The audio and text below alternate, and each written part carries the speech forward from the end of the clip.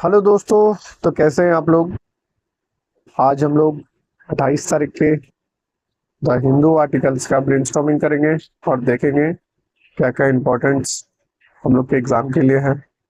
ये newspaper analysis आपका CAPF assistant commandant और सिविल सर्विस दोनों के लिए इम्पोर्टेंट है।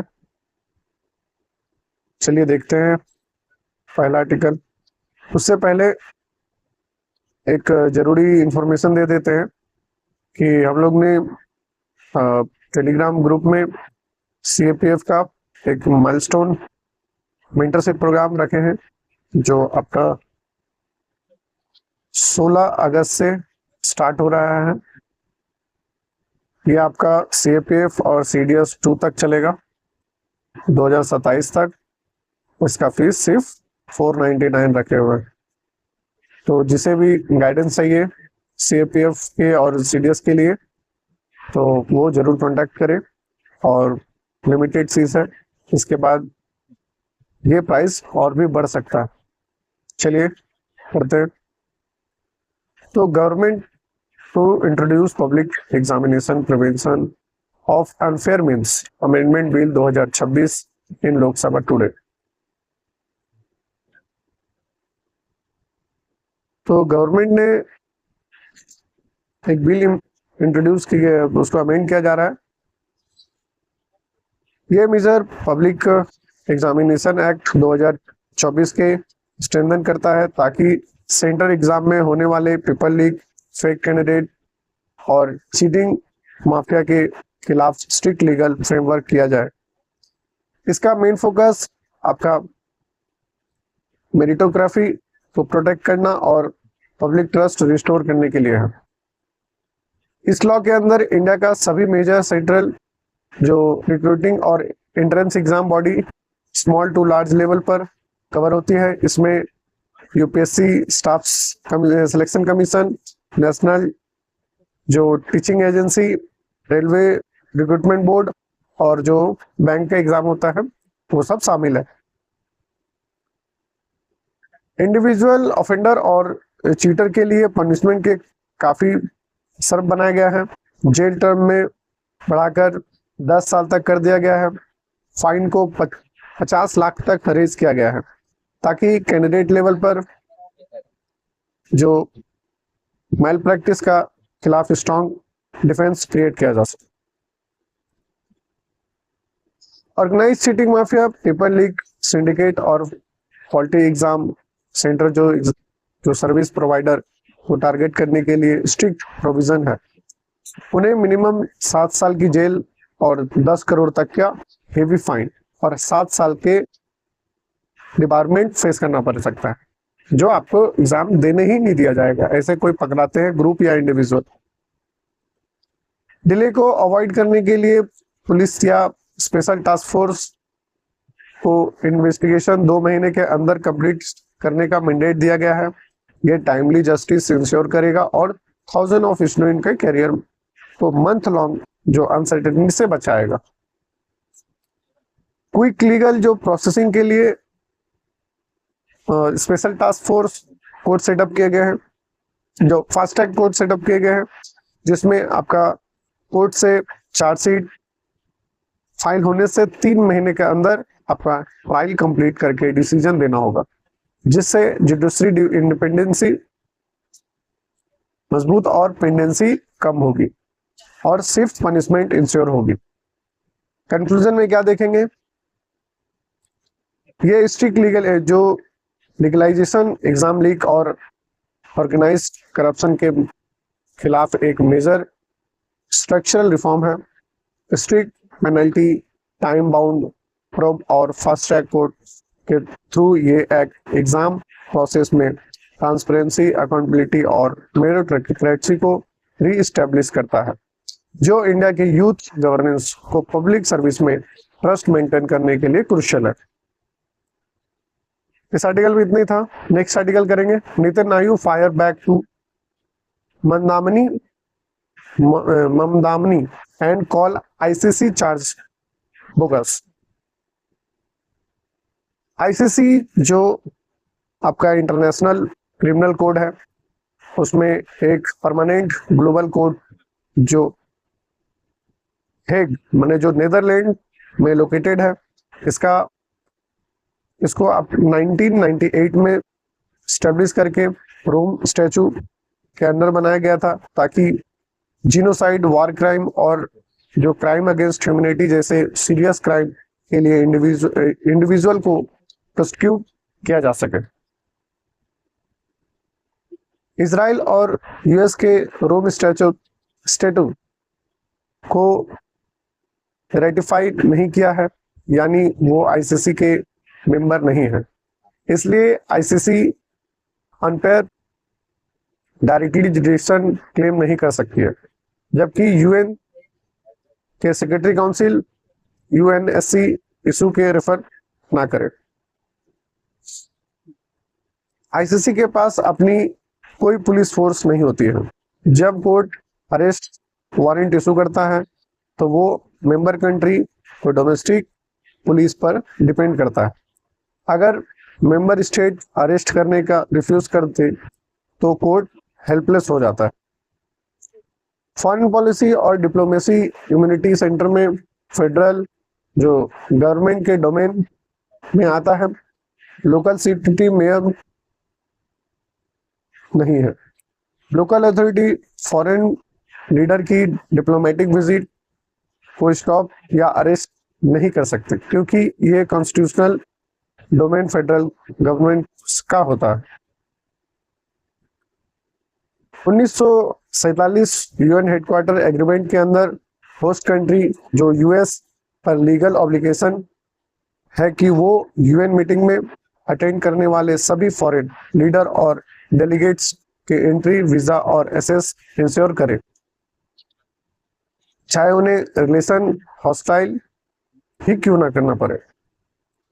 आईसीसी प्रोसिक्यूटर वॉर क्राइम के इंडिपेंडेंट इंक्वायरी लीड करता है। इस ऑफिस में आपका मिसकंडक्ट या पॉलिटिकल बायस के अलाइन लगने से पूरी इंस्टीट्यूशन की ग्लोबल क्रेडिबिलिटी, न्यूट्रलिटी और रूल ऑफ लॉ इन्फोर्स करने के एबिलिटी से कर सकते हैं। कंक्लूजन में क्या देखेंगे?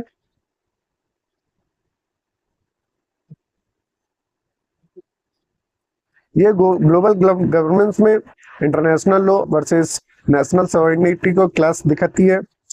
आईसीसी जैसे इंस्टीट्यूशनल ग्लोबल जस्टिस इन्फोर्स करना चाहती है, लेकिन इन्फोर्समेंट पावर ना होने के और मेजर पावर के मेंबर ना होने से इनकी इफिशियंसी लिमिटेड हो जाती है, जिससे rule based international order build करना डिफिकल्ट होता है। नेक्स्ट आर्टिकल करेंगे, Iran slammed Ukrainian attack on its vessels in Caspian sea. Caspian sea के दुनिया के सबसे बड़ा आइलैंड बॉडी है, जो 5 लिटरल स्टेट जैसे जो TARI से हम लोग जानते हैं, तुर्कमेनिस्तान, अजरबैजान, रसिया, ईरान और कजाकिस्तान, ये सराउंडेड है। ये रीजनल और यूरेशिया में की ट्रेड रूट है, एनर्जी पाइपलाइन और जियोपॉलिटिक्स कनेक्टिविटी कॉरिडोर को कंट्रोल करता है। रसिया यूक्रेन वॉर अब ब्लैक सी से आगे बढ़कर कैस्पियन सी तक पहुंच गया है।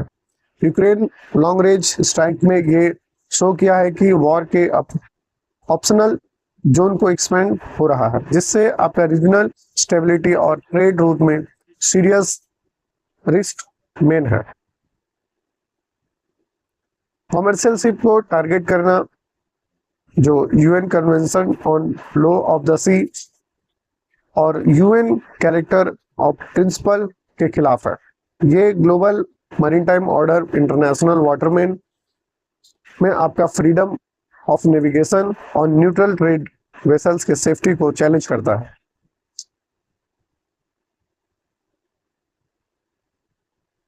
North south transport corridor India, Iran, Russia और सेंट्रल एशिया को कनेक्ट करता है। कैस्पियन सी इस कॉरिडोर के कोर लिंक है जो रसिया और ईरान को वेस्टर्न इकोनॉमी सैंक्शन बाईपास करके आपका ट्रेड और लॉजिस्टिक कंटिन्यू करने में हेल्प करती है। Low cost long range drone का यूज करके high value marine time target को स्ट्राइक करना और असिस्टमेटिक वॉरफेयर को एग्जाम्पल है।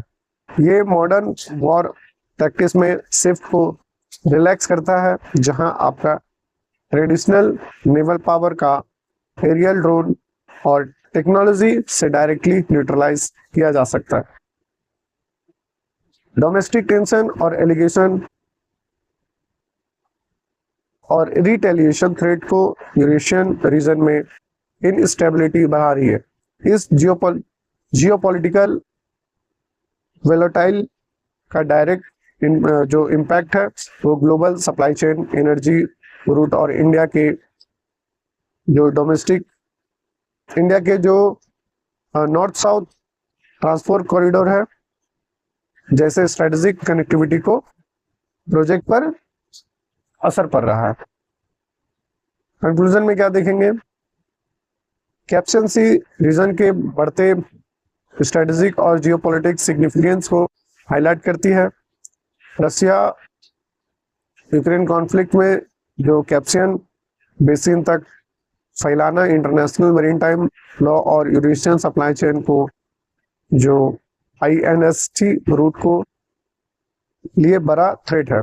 इंडिया के लिए स्ट्रेटेजिक रीजन में स्टेबिलिटी और फ्रीडम नेविगेशन मेन होना चाहिए।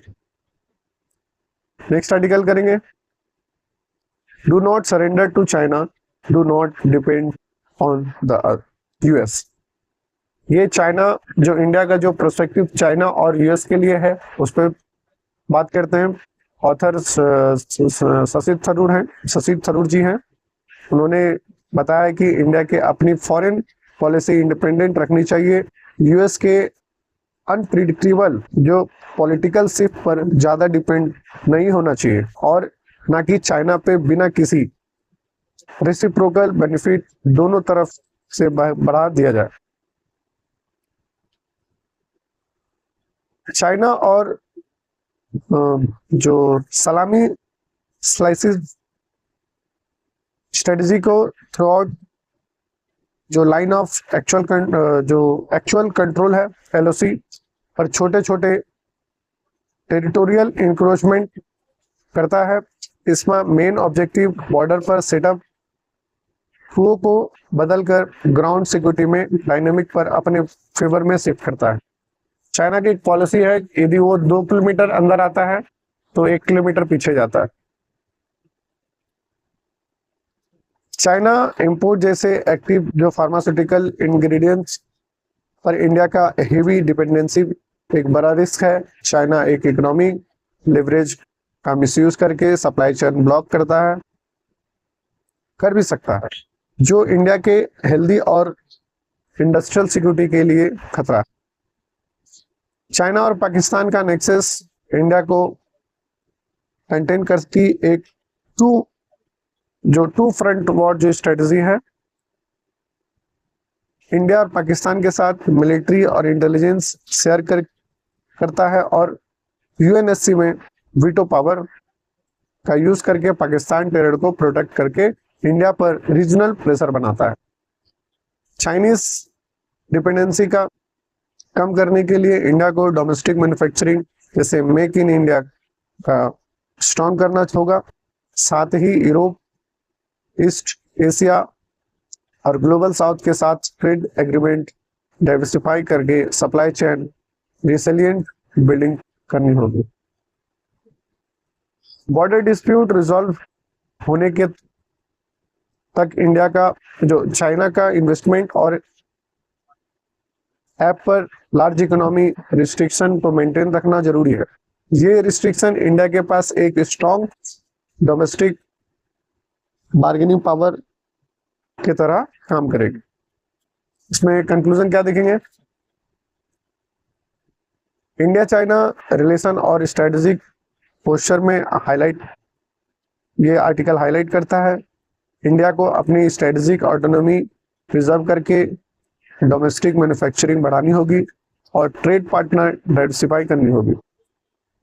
इकोनॉमिक लेवरेज मेंटेन रखना होगा, एलओसी पर विजिलेंस बढ़ाना होगा, चाइना के सेमी सिलिक जो स्लाइसिंग जो प्रैक्टिस है, सलामी स्लाइसिंग जो प्रैक्टिस है, जो 2 किलोमीटर अंदर जाके बैक 1 किलोमीटर आना, ये पॉलिसी को समझना पड़ेगा। और रीजनल कंटेनमेंट में का काउंटर करके इसके लिए सबसे क्रुशियल है। नेक्स्ट आर्टिकल करेंगे।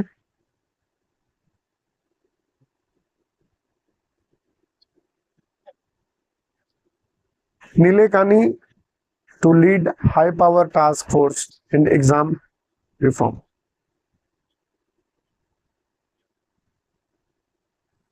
प्राइम मिनिस्टर ने फॉर्मर जो यूआईडीए चेयरमैन नंदन केनन के लीडरशिप में एक high power expert committee form की है। इस पैनल में प्राइमरी ऑब्जेक्टिव नेशनल लेवल पर एग्जामिनेशन का सिस्टमैटिक डिफेक्ट को फिक्स करने के लिए एक कॉम्प्रिहेंसिव लॉन्ग टर्म रिफॉर्म को रिकमेंड करना है। इस पैनल का मेन फोकस टेक ड्रिवन जो टेम्पर प्रूफ सिस्टम डिजाइन करना है। ये मेजर्स पेपर लीक को इरिडिकेट करने और नेशनल जो टीचिंग एजेंसी है एनटीए के ऑपरेशनल प्रोटोकॉल को फुल्ली मॉडर्नाइज और सिक्योर करने के लिए एसेंशियल है। इस टास्क फोर्स में आपका मल्टी डायमेंशनल एक्सपर्टाइज इंक्लूड है, जैसे former ISRO chairman S Swaminathan जो space tech, IIT Madras director VD Kamakoti जो साइबर सिक्योरिटी और आईटी में है, और अमृतलाल मीना जो लॉजिस्टिक में है। ये multi domain perspective secure exam को डिलीवर इंश्योर करेगी।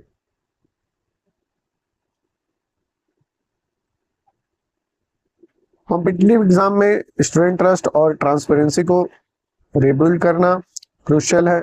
इन two in digital solution, secure encryption और रोबस्ट वेरिफिकेशन जो स्टेप इम्प्लीमेंटेशन करके टेस्ट जो इंफ्रास्ट्रक्चर की ओवरऑल इंस्टीट्यूशनल इंटीग्रिटी और अकाउंटेबिलिटी को स्ट्रेंथन करना होगा। ये टेक्नोलॉजी सॉल्यूशन जो एंटी चीटिंग एक्ट और फास्ट ट्रैक स्पेशल कोर्ट को लीगल फ्रेमवर्क को स्ट्रेंथन करके टेक ड्रिवन सिक्योरिटी और स्ट्रिक्ट क्रिमिनल लॉ को कंबाइंड पेपर लीक में सिंडिकेट और फ्रॉड जो कमिटर है उसके अगेंस्ट एक इफेक्टिव डिटरेंस क्रिएट करना होगा। न्यू मिनिस्ट्रियल लीडरशिप के under union minister Prahlad Joshi ने एजुकेशन मिनिस्टर की चार्ज संभालने के बाद इमीडिएट पॉलिसी रिव्यू में शुरू कर दिया है।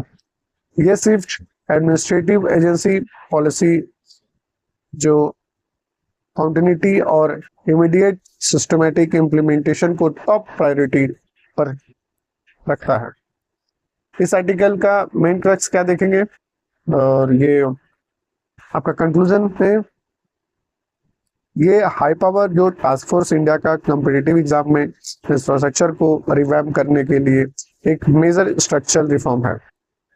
टेक्नोलॉजी ड्रिवन सिक्योरिटी, मल्टी जो डिसिप्लिनरी एक्सपर्टाइज और स्ट्रिक्ट लीगल डिटेरेंस को इंटीग्रेशन पेपर लीक पर एलिमिनेट करेगा, इंस्टीट्यूशनल इंटीग्रिटी मेंटेन करेगा और लैक ऑफ एस्पिरेंट के पब्लिक एग्जाम में सिस्टम में कॉन्फिडेंस रिस्टोर करेगा। तो चलिए हम लोग के लास्ट आर्टिकल डिस्कस हो चुके हैं, और जैसा मैंने बताया है कि ये जो टेलीग्राम में मेंटरशिप प्रोग्राम जो स्टार्ट हुआ है ये 499 का है। ये आपका सीएपीएफ असिस्टेंट कमांडेंट और सीडीएस के पेपर 1 पेपर 2 दोनों के काम आएंगे। इसमें आप मेंटरशिप पाएंगे, डेली टारगेट पाएंगे, इंफोग्राफिक्स पाएंगे, डेली का आपका जो पेपर 2 का टास्क पाएंगे जो आप घर पे प्रैक्टिस करेंगे, ऐसे आर्गुमेंट रिपोर्ट ये सब पाएंगे। तो चलिए जल्दी से ज्वाइन होइए और ये रहा आपका टेलीग्राम आईडी, इसमें ज्वाइन होइए, फोन नंबर दिया हुआ है, जरूर फोन कीजिए। कोई भी क्वेरी हो कमेंट बॉक्स में कमेंट करें, उसको जल्द से जल्द उसका रिप्लाई मिलेगा। Thank you so much. जय हिंद, जय भारत।